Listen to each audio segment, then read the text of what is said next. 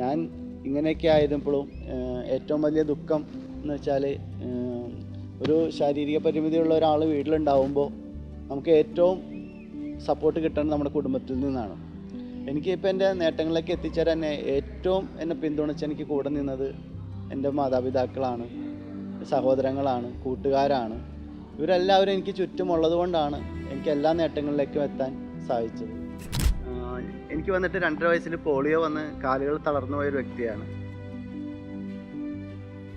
എൻ്റെ സ്കൂൾ പഠനകാലത്താണ് ഞാൻ തിരിച്ചറിയുന്നത് എനിക്ക് പോലീസിൽ ചേരാൻ പറ്റില്ല, ആർമിയിൽ ചേരാൻ പറ്റില്ല, മറ്റ് സ്പോർട്സ് ഐറ്റംസിലൊന്നും എനിക്ക് പങ്കെടുക്കാൻ പറ്റില്ലെന്നെല്ലാം തിരിച്ചറിയുന്നത് ആ കാലഘട്ടത്തിലാണ്. ആലുവ പുഴ കാണുമ്പോൾ ഭയങ്കര ഒരു കൊതിയാണ്. വെള്ളത്തിലൊന്ന് ഇറങ്ങണം, വെള്ളത്തിൽ ജസ്റ്റ് ഒന്ന് കാലിട്ട് ഇരിക്കാനെങ്കിലും പറ്റണം, അങ്ങനെയുള്ള ആഗ്രഹങ്ങളൊക്കെ ഉണ്ടായിരുന്നു. ഇനി വരയ്ക്കണം എന്ന് നേരിട്ട് നോക്കി വരയ്ക്കാൻ ഒരു സ്ഥലം ആഗ്രഹമുള്ളത് കാശ്മീറാണ്. കാശ്മീരിൽ മഞ്ഞ് വീണ് കിടക്കുന്ന മലനിരകൾ നോക്കി വരയ്ക്കണമെന്ന് ഭയങ്കര ഒരു ആഗ്രഹമുണ്ട്. ലൈവായി ചെയ്യണമെന്ന് ഒരാഗ്രഹമുണ്ട്.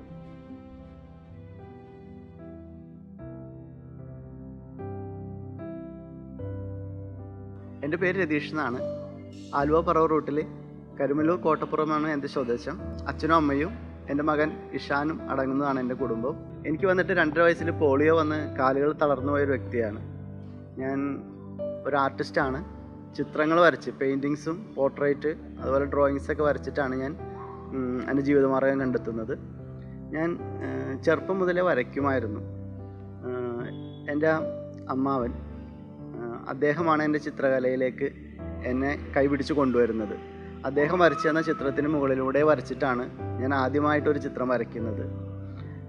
അതിനുശേഷം സ്കൂളിൽ നമ്മൾ സ്ലേറ്റിൽ വരച്ചു തുടങ്ങി. പിന്നെ സ്കൂളിൽ മറ്റു കുട്ടികളെല്ലാം കളിക്കുമ്പോൾ നമ്മളത് അകത്തിരുന്ന് കണ്ടുകൊണ്ട് അവർ കളിക്കുന്നത് ഞാൻ എൻ്റെ സ്ലേറ്റിൽ വരച്ചു തുടങ്ങി. പിന്നെ ബുക്കിൽ പെൻസിൽ ഉപയോഗിച്ച് വരച്ചു തുടങ്ങി.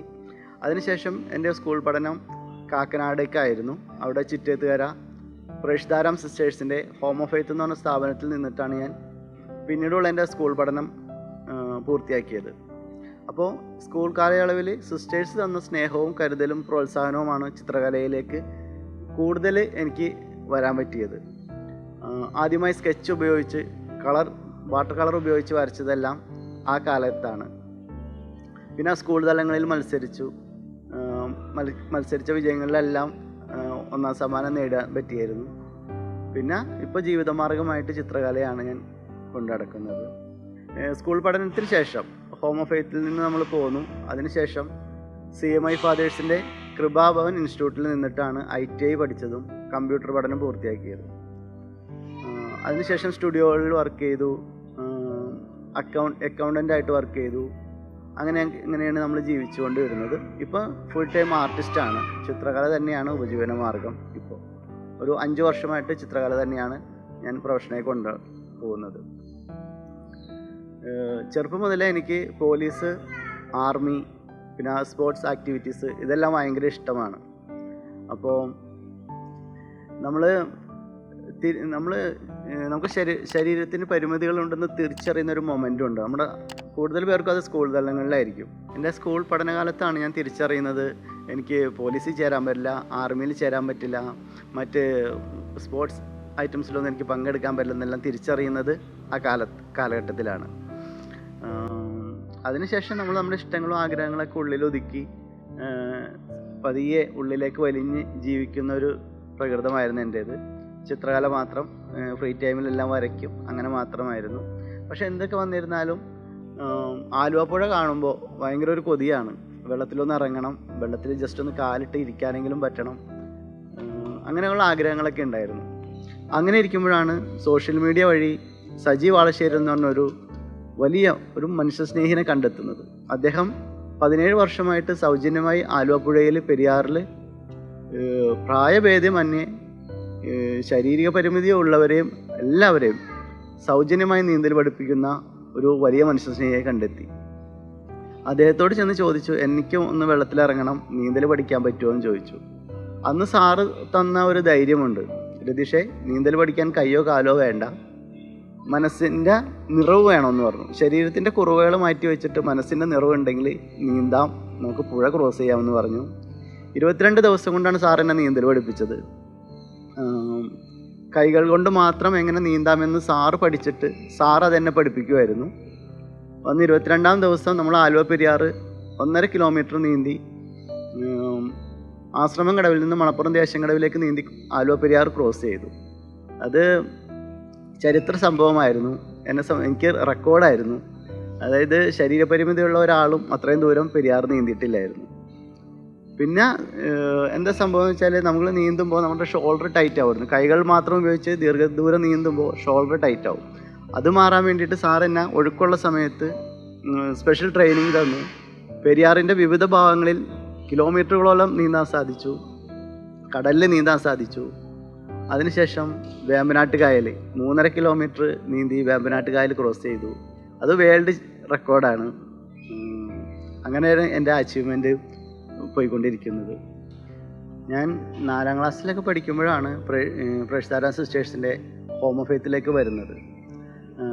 അപ്പോൾ ഇങ്ങനെ ബേസിക്കലി കുറച്ച് കാര്യങ്ങളൊക്കെ വരയ്ക്കുമായിരുന്നു. ഈ ലോറി, കാറ്, ജീപ്പ് അങ്ങനെയുള്ള സാധനങ്ങളൊക്കെയാണ് വരച്ചുകൊണ്ടിരുന്നത്.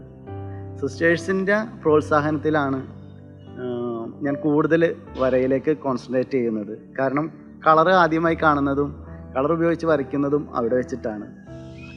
അതിനെല്ലാ കരുത്തും തന്നത് സിസ്റ്റേഴ്സാണ്. പിന്നെ സിസ്റ്റേഴ്സ് തന്ന കുറേ ധൈര്യം, സിസ്റ്റേഴ്സിൽ നിന്ന് കിട്ടിയ സമൂഹത്തെ കാണാൻ കാഴ്ചപ്പാടുകൾ, ഇതെല്ലാം എനിക്ക് സിസ്റ്റേഴ്സിൽ നിന്നാണ് കിട്ടിയത്. അതിനുശേഷമാണ് സ്കൂൾ പഠനം കഴിഞ്ഞ് ഞാൻ കൃപ ഇൻസ്റ്റിറ്റ്യൂട്ടിൽ വരുന്നതും ITI ചെയ്യുന്നതും ഇലക്ട്രോണിക്സ് പഠിക്കുന്നത്. പിന്നെ ഇലക്ട്രോണിക്സ് പഠിച്ചു, 2nd ക്ലാസ് മാർക്കുണ്ട്. പിന്നെ കമ്പ്യൂട്ടർ പഠനവും ഇവിടെ തന്നെയായിരുന്നു. ഒരു കാലഘട്ടത്തിൽ ഉപജീവനമാർഗം കമ്പ്യൂട്ടർ തന്നെയായിരുന്നു. കാരണം സ്റ്റുഡിയോകളിൽ വർക്ക് ചെയ്തിട്ടാണ് ഞാൻ ആദ്യമായിട്ട് സാലറി വാങ്ങിക്കുന്നത്. അതിന് എന്നെ ഏറ്റവും സഹായം കിട്ടിയത് ഇവിടെ നിന്നാണ്, കൃപയിൽ നിന്നാണ്. മാത്യു അച്ഛൻ്റെ കാലത്തായിരുന്നു അത്. ഞാനിവിടെ ITI ചെയ്യുന്നതും കമ്പ്യൂട്ടർ ചെയ്യുന്നതെല്ലാം. അങ്ങനെ ജീവിതത്തിൽ നമ്മൾ ശ്രമിച്ചാൽ എന്ത് നേടാൻ കഴിയും. നമുക്ക് പുറത്തേക്ക് ഇറങ്ങി ജീവിക്കണം. ഇതിനുള്ള ധൈര്യമെല്ലാം കിട്ടിയതും പ്രൊഫഷണലായിട്ട് വരച്ചു തുടങ്ങിയതും കൃപയിൽ നിന്നാണ്. വരയുടെ സ്റ്റൈലെല്ലാം മാറി. നമ്മൾ പോർട്രേറ്റിലേക്കൊക്കെ കടന്നത് കൃപയിൽ വരുമ്പോഴാണ്. കൃപയിലുള്ള ചേട്ടന്മാരായിരുന്നു. ഞാനായിരുന്നു ഇവിടെ ഏറ്റവും ചെറുതാക്കാലത്ത്. അപ്പം ചേട്ടന്മാരിൽ നിന്ന് കിട്ടിയ കുറേ തിരിച്ചറിവുകളുണ്ട്. വരയ്ക്കുമ്പോൾ ഒരാളുടെ കണ്ണ്, അതിൻ്റെ അളവുകൾ, ഇതെല്ലാം അവരായിരുന്നു ഒബ്സർവ് ചെയ്തിട്ട് എനിക്ക് പറഞ്ഞു തന്നുകൊണ്ടിരുന്നത്. എൻ്റെ പേര് ഫാദർ ഡിബിൻ മംഗലത്ത് CMI, കൃപയുടെ ഡയറക്ടർ അച്ഛനാണ്. കഴിഞ്ഞ 6 വർഷമായി കൃപയുടെ ഡയറക്ടറായിട്ട് ഞാൻ ഇവിടെ സേവനം ചെയ്യുന്നു. കൊച്ചി തിരുഹൃദയ പ്രൊവിൻസിൻ്റെ കീഴിലുള്ള ഒരു ചാരിറ്റബിൾ ഇൻസ്റ്റിറ്റ്യൂഷനാണ് കൃപ എന്ന് പറയുന്നത്. നമ്മൾ 1981 തുടങ്ങിയ സ്ഥാപനം ഇപ്പോൾ ഏകദേശം ഒരു 210ഓളം കുഞ്ഞുങ്ങളും 52ഓളം സ്റ്റാഫുമായിട്ട് ഒത്തിരി പേർക്ക് ആശ്വാസമായിട്ട് സാന്ത്വനമായിട്ട് കൃപ തീരുന്നു എന്നുള്ളത് തന്നെയാണ് ഏറ്റവും അഭിമാനം അർഹിക്കുന്ന ഒരു കാര്യമായിട്ട് എനിക്ക് തോന്നുന്നത്. കഴിഞ്ഞ 2024 ബെസ്റ്റ് NGOയ്ക്കുള്ള അവാർഡ് നമ്മുടെ കൃപയ്ക്കായിരുന്നു എന്നുള്ളതും എടുത്തു പറയേണ്ട ഒരു കാര്യമാണ്. രതീഷിനെ കുറിച്ച് പറയുമ്പോൾ ഈ സൈഡിലേക്ക് നോക്കി കഴിഞ്ഞാൽ എൻ്റെ ഒരു ഫോട്ടോ കാണാം. അത് പുള്ളി സ്വന്തം കൈകൊണ്ട് ചാർക്കോൾ ഉപയോഗിച്ച് വരച്ച് എനിക്ക് സമ്മാനമായിട്ട് നൽകിയതാണ്. അപ്പോൾ അത്രയും കഴിവുകളുള്ള ഒരു വ്യക്തിയാണ്. വർഷങ്ങൾക്ക് മുൻപ് കൃപയിൽ പഠിച്ച് ഇപ്പോൾ സ്വന്തമായിട്ട് വരച്ച് പടങ്ങൾ വരച്ച് കൊടുക്കുന്ന ഒരു ചെറിയൊരു ക്യാബിനും കാര്യങ്ങളൊക്കെ വീടിൻ്റെ മേലിൽ സെറ്റ് ചെയ്ത് കൊടുത്തിട്ടുണ്ട്. അതിൽ നല്ല രീതിയിൽ മുന്നോട്ട് പോകുന്നു. അതുകൂടാതെ തന്നെ നീന്തൽ വിദഗ്ധനും കൂടിയാണ്. കഴിഞ്ഞ ഏതാനും മാസങ്ങൾക്ക് മുമ്പ് വേമ്പനാട്ട് കായൽ നീന്തി കിടക്കാനായിട്ട് രതീഷിന് സാധിച്ചു എന്നുള്ളത് എടുത്തു പറയേണ്ട ഒരു നേട്ടമാണ്. ഇങ്ങനെ കൃപയിലുള്ള ഓരോ കുഞ്ഞുങ്ങൾക്കും അവരുടേതായ ടേസ്റ്റ് അനുസരിച്ച് ആ ഫീൽഡിലേക്ക് കടത്തിവിടാനായിട്ട് പരമാവധി കൃപ പരിശ്രമിക്കുന്നുണ്ട് എന്നുള്ളത് തന്നെയാണ്. അപ്പോൾ ഒത്തിരി പേര് കൃപയെ സപ്പോർട്ട് ചെയ്യുന്നുണ്ട്, കൃപയ്ക്ക് വേണ്ടിയിട്ട് പ്രാർത്ഥിക്കുന്നുണ്ട്. നിങ്ങളുടെ പ്രാർത്ഥനയ്ക്കും സപ്പോർട്ടിനും എല്ലാവിധ നന്ദിയും കൃതജ്ഞതയും അർപ്പിക്കുകയാണ്. എല്ലാത്തരം ചിത്രങ്ങളും ഞാൻ വരയ്ക്കാറുണ്ട്. കൂടുതലും എനിക്ക് ഓർഡർ കിട്ടുന്നത് പോർട്രേറ്റാണ്. ഒരു വാട്സാപ്പിൽ അയച്ചു തരും. വെഡ്ഡിങ് ഗിഫ്റ്റായിട്ടും ബർത്ത്ഡേ ഗിഫ്റ്റായിട്ടും എല്ലാം കൊടുക്കാനാണ് കൂടുതലും ചിത്രങ്ങൾ വരയ്ക്കാറ്. നമുക്ക് തരുന്ന ചിത്രങ്ങൾ നമ്മൾ വരച്ച് കൊറിയറായിട്ട് അയച്ചു കൊടുക്കും. അല്ലെങ്കിൽ ഇപ്പോൾ ലോക്കലൊക്കെ ആണെങ്കിൽ നേരിട്ട് കൊണ്ടുപോയി കൊടുക്കുകയാണ് ചെയ്യുന്നത്. വിത്ത് ഫ്രെയിം അടക്കമാണ് നമ്മൾ ചെയ്യുന്നത്. ഞാൻ കൂടുതലും ചെറുപ്പത്തിലെ മുതൽ ലാൻഡ്സ്കേപ്പുകളാണ് കൂടുതലും വരച്ചുകൊണ്ടിരുന്നത്. ഇപ്പോൾ പ്രൊഫഷണലായി കഴിഞ്ഞ പിന്നെയാണ് ഫിഗറുകൾ കൂടുതൽ വരച്ചു തുടങ്ങിയത്. നമ്മൾ പ്രമുഖ വ്യക്തികൾക്കെല്ലാം ചിത്രങ്ങൾ വരച്ചു കൊടുത്തിട്ടുണ്ട്. മുൻ ഗവർണർ ആരിഫ് സാറിനൊരു ചിത്രം വരച്ചു കൊടുത്തിട്ടുണ്ട്. മിനിസ്റ്റർ ബിന്ദുമാമിന് ചിത്രം വരച്ചു കൊടുത്തിട്ടുണ്ട്. പി രാജീവ് മന്ത്രിക്ക് മിനിസ്റ്റർക്ക് ചിത്രം വരച്ചു കൊടുത്തിട്ടുണ്ട്. പിന്നെ ലാസ്റ്റ് വന്നിട്ട് മഞ്ജു വാര്യർ മാമിനൊരു ചിത്രം വരച്ചു കൊടുത്തു. അതെല്ലാം വളരെ വലിയ മൊമെൻ്റ് ആയിരുന്നു. കാരണം ഇവർ ചിത്രം കണ്ടു കഴിഞ്ഞിട്ട് നമുക്ക് തരുന്ന കുറച്ച് കമൻറ്റുകളുണ്ട്. അതാണ് നമുക്ക് എന്താ പറയുക, ഒരു ഒത്തിരി വലിയൊരു അവാർഡെല്ലാം കിട്ടുന്ന പോലെയാണ്. ഇത് കണ്ടിട്ട് അവരത് ജീവനുള്ള ചിത്രമാണെന്നെല്ലാം പറയുമ്പോൾ നമുക്ക് കിട്ടുന്ന ഒരു മൊമെൻ്റാണ്. അതാണ് ഏറ്റവും വലിയ സാറ്റിസ്ഫാക്ഷൻ ഇതിനകത്ത്. ലാൻഡ്സ്കേപ്പുകൾ ചെയ്യുമ്പോൾ ഞാൻ കൂടുതലും മെമ്മറിയിൽ നിന്നാണ് വരയ്ക്കാറ്. മെമ്മറിയിൽ നിന്ന് തോന്നുന്ന ചിത്രങ്ങൾ വരയ്ക്കലാണ് ചെയ്യുന്നത് ലാൻഡ്സ്കേപ്പ്. പിന്നെ എവിടെയെങ്കിലും കാണുന്ന ചില പ്രത്യേക സ്ഥലങ്ങൾ കാണുമ്പോൾ അത് മനസ്സിൽ ഫീഡ് ചെയ്യും. അതിലേക്ക് എൻ്റെ ക്രിയേറ്റിവിറ്റിയും കൂടി ചേർത്തിട്ട് വരയ്ക്കലാണ് ചെയ്യാറ്. ഇനി വരയ്ക്കണം എന്ന് നേരിട്ട് നോക്കി വരയ്ക്കാൻ ഒരു സ്ഥലം ആഗ്രഹമുള്ളത് കാശ്മീരാണ്. കാശ്മീരിൽ മഞ്ഞ് വീണ് കിടക്കുന്ന മലനിരകൾ നോക്കി വരയ്ക്കണമെന്ന് ഭയങ്കര ഒരു ആഗ്രഹമുണ്ട്. ലൈവായി ചെയ്യണമെന്ന് ഒരാഗ്രഹമുണ്ട്. കൂടുതൽ ഓർഡർ വരുന്നത് സോഷ്യൽ മീഡിയ വഴിയാണ്. പിന്നെ നമ്മളൊരു വർക്ക് കൊടുത്തവർ അവർ തമ്മിൽ കമ്മ്യൂണിക്കേറ്റ് ചെയ്തിട്ട് അവരിൽ നിന്ന് നമുക്ക് വർക്കുകൾ വരാറുണ്ട്. നമ്മൾ കാണാത്ത വ്യക്തികൾക്ക് ഒത്തിരി ചിത്രങ്ങൾ നമ്മൾ വരച്ചു കൊടുത്തിട്ടുണ്ട്. കേരളത്തിന് പുറത്തും നമ്മൾ വരച്ചു കൊടുത്തിട്ടുണ്ട്. അങ്ങനെ കൂടുതലും സോഷ്യൽ മീഡിയ വഴിയാണ് നമുക്ക് വർക്കുകൾ വരുന്നത്. എനിക്ക് പറഞ്ഞല്ലോ, ചെറുപ്പം മുതലേ ആർമി, പോലീസ്, സ്പോർട്സ് ഇതെല്ലാം ഭയങ്കര താല്പര്യമുള്ള കാര്യങ്ങളാണ്. അപ്പോൾ നമുക്ക് വൈകല്യങ്ങളെക്കുറിച്ച് ചിന്തിച്ചാൽ നമുക്കെല്ലാം എപ്പോഴും ഉൾവലിഞ്ഞ് ജീവിക്കാനായിരിക്കും ഇഷ്ടം. പക്ഷെ നമ്മളിത് മാറ്റി വെച്ചിട്ട്, പണ്ട് നീന്തൽ പഠിക്കുമ്പോൾ സജീവ് വളശ്ശേരി സാറ് പറഞ്ഞു തന്നൊരു കാര്യമുണ്ട്, ശരീരത്തിൻ്റെ കുറവുകളെ മാറ്റി വെച്ചിട്ട് മനസ്സിൻ്റെ നിറവ് വേണമെന്ന് പറയും. അത് പുറത്തെടുത്താൽ നമുക്ക് എന്തും അച്ചീവ് ചെയ്യാമെന്നാണ് സാറിനെ പഠിപ്പിച്ചത്. അതിൻ്റെ ബലത്തിലാണ് നമ്മൾ പെരിയാർ ക്രോസ് ചെയ്തത്, വേമ്പനാട്ടുകായൽ ക്രോസ് ചെയ്തത്, സ്റ്റേറ്റിലും നാഷണലിലും സ്വിമ്മിങ്ങിൽ മത്സരിക്കാൻ സാധിച്ചത്, കടലിലൊക്കെ നീന്താൻ കഴിഞ്ഞത്. ഇതെല്ലാം ആ ധൈര്യത്തിൽ നിന്നുകൊണ്ടാണ്. അതുപോലെ തന്നെ എനിക്ക് ഒരു ആഗ്രഹമാണ് പവർ ലിഫ്റ്റിംഗ് എന്ന കാര്യം. 1 മാസത്തെ ട്രെയിനിങ് എടുത്തിട്ട് നമ്മൾ ജിമ്മിൽ പോയി പ്രാക്ടീസ് ചെയ്തു. 90 കിലോ ഉയർത്തി ഈ പ്രാവശ്യത്തെ സ്റ്റേറ്റ് പാരാ പവർ ലിഫ്റ്റ് ചാമ്പ്യൻഷിപ്പിൽ ഗോൾഡ് മെഡൽ നേടാൻ സാധിച്ചു. എനിക്ക് അച്ഛനമ്മ, മകൻ ഇഷാൻ 8 വയസ്സ്, ഞങ്ങൾ 4 പേരുമാണ് ഞങ്ങളുടെ കുടുംബത്തിലുള്ളത്.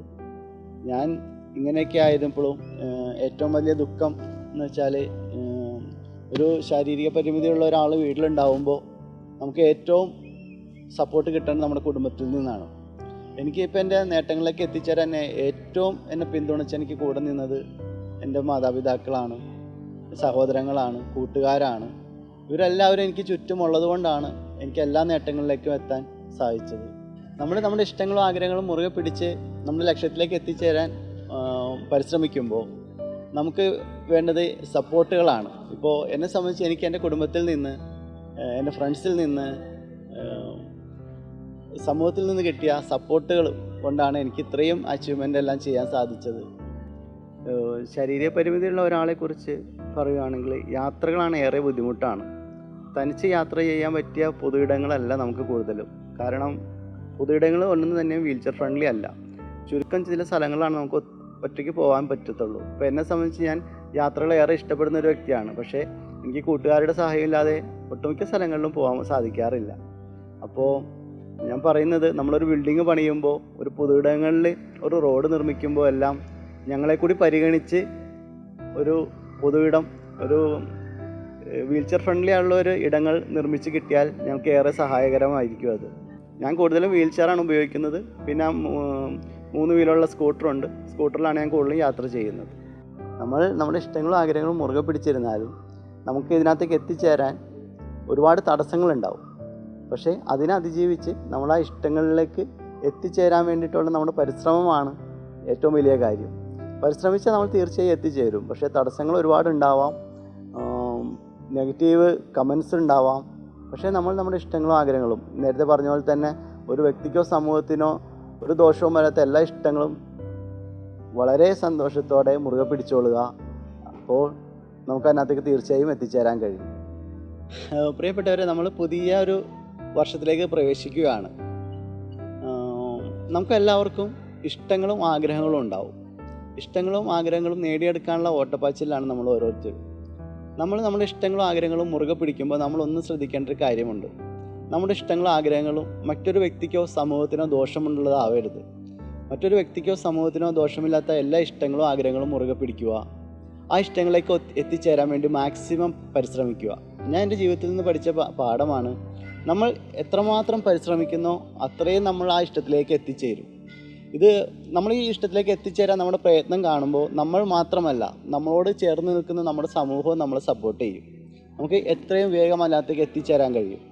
ഇതാണ് എനിക്ക് ഈ പുതുവർഷത്തിൽ നമ്മൾ എല്ലാവരോടും പറയാനുള്ളത്. എല്ലാവർക്കും പുതുവർഷ ആശംസകൾ നേർന്നുകൊണ്ട് നിർത്തുന്നു.